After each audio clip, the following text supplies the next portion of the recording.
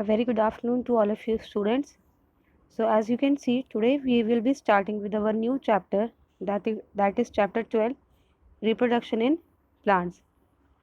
So students, to produce its kind is a characteristic of all living organism, as you have studied this in class 6th also. So the production of new individuals from their parents is known as reproduction.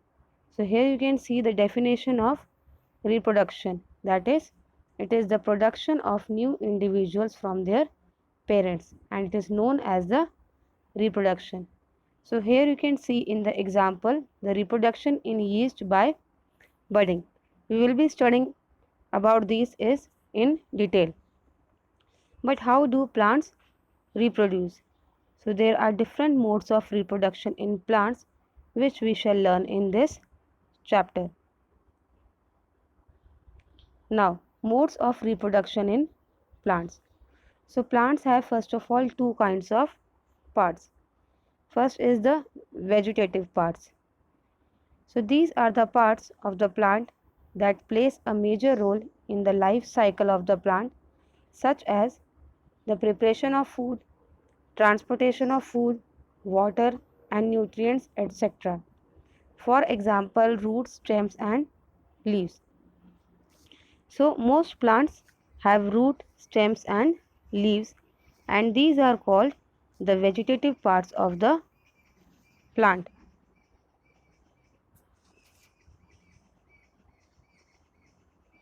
Now, the reproductive parts.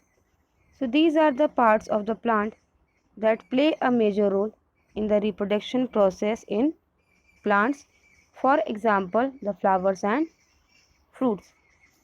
So after a certain period of growth, most plants they start bearing flowers. And you have seen that the mango trees flower in the spring.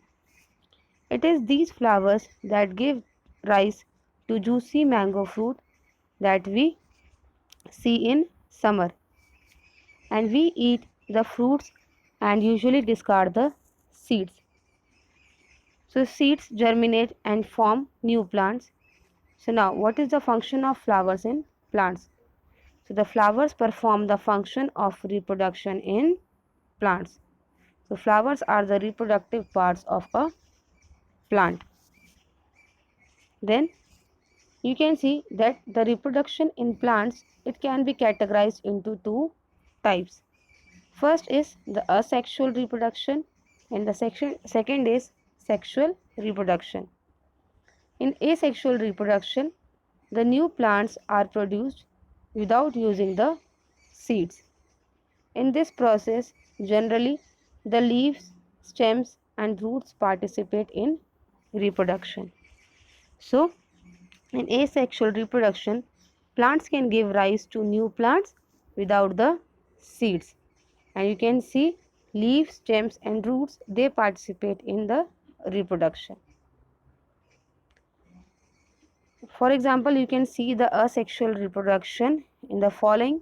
For example, in the potato, then you can see in the leaf of this bryophyllum, that also we will discuss, and then you can see in the example of ginger. So this we will discuss in detail.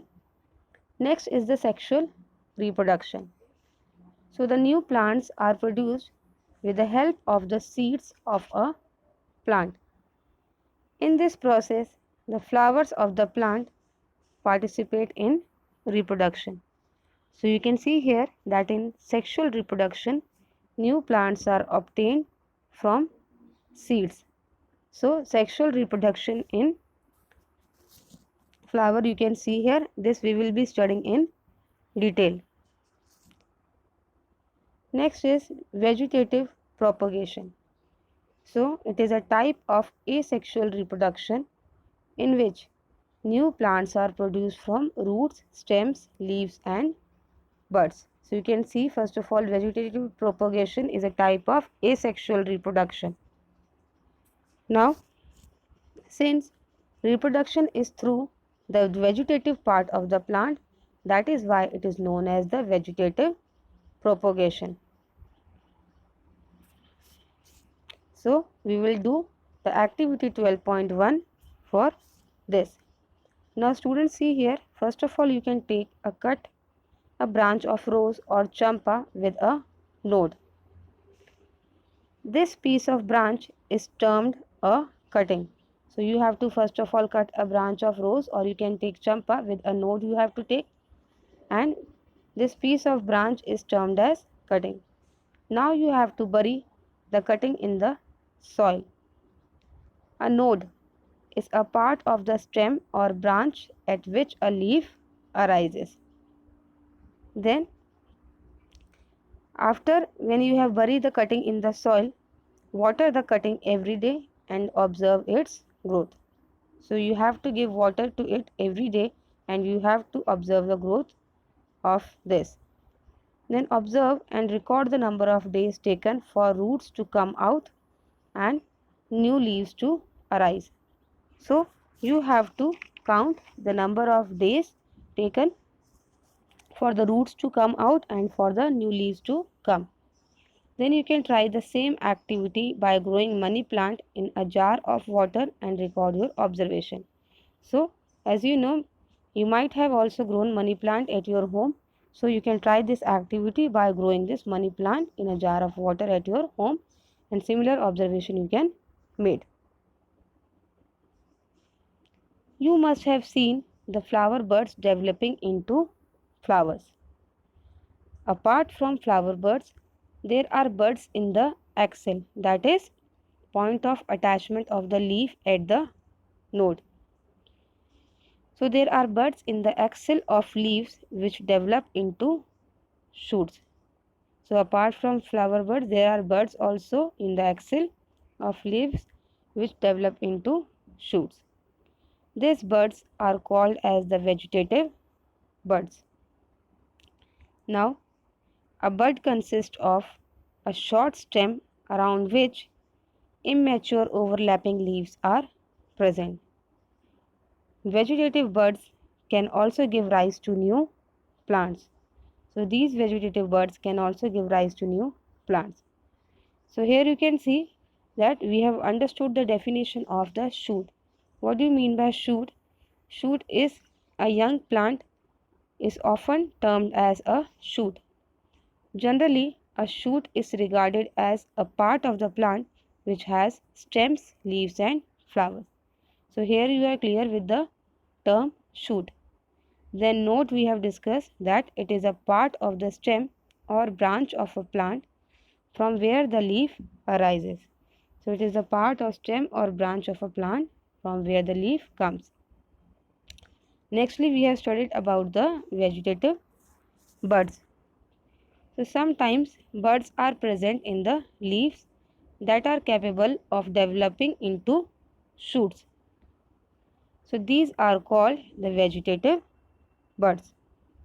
So we have understood about the following definitions through the previous activity. Now next activity is activity 12.2.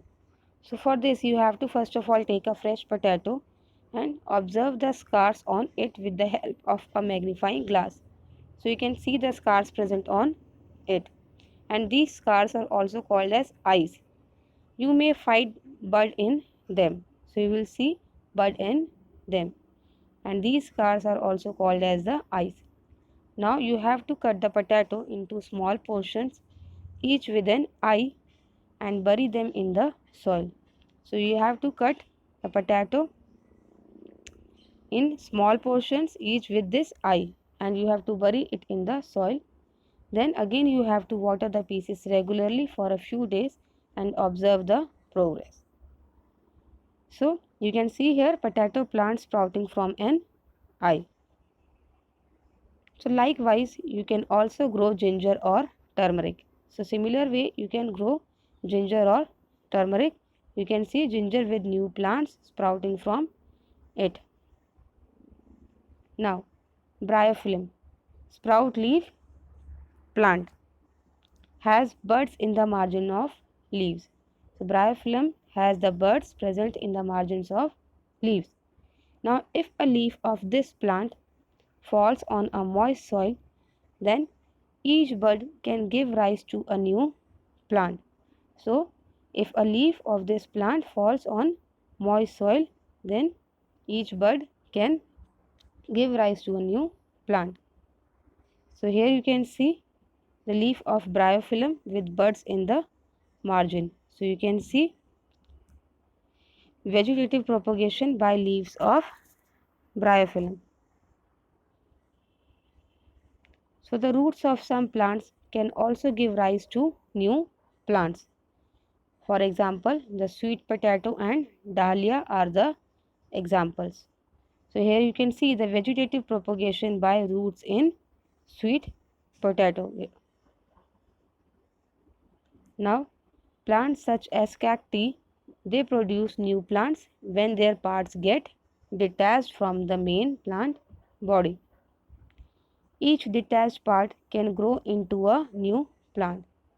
So, plant, for example, cacti, they produce new plant in a way when their parts get detached from the main plant body, and each of the detached part it can grow into a new plant. So here you can see the cacti plant. Now you can see the advantages of vegetative propagation. So the first is the plants that are produced with the vegetative propagation, they grow faster than those that are produced with sexual reproduction. So plants produced by vegetative propagation, they take less time to grow. Then the plants that reproduce with vegetative reproduction have fruits and flowers ahead of time. So